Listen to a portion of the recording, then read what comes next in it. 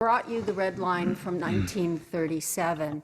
The circled numbers with D's are the red ones, but the red is a very light pink.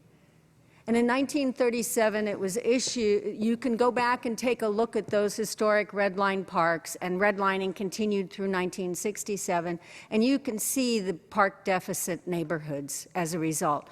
There are scattered parks from prior to that were built, but afterwards, new parks weren't built in redlined areas.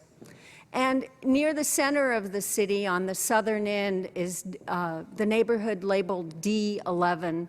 That's the Gardner neighborhood.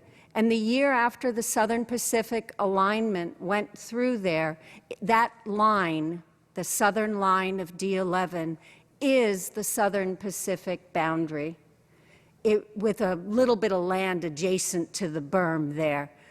Cutting through a unified neighborhood created two neighborhoods, one of which deteriorated and became the famous Horseshoe neighborhood as a result of creating that boundary. And the other one became North Willow Glen, a neighborhood that did well. So I urge you to consider, as you're thinking about transportation decisions and additional land acquisition decisions for parks, that you keep this in mind. In the last 20 years, there have been some efforts to acquire park land in the park deficit areas, but take a look at the quality of those parks. Some of them are tiny, remnant lands, no more than a tot lot.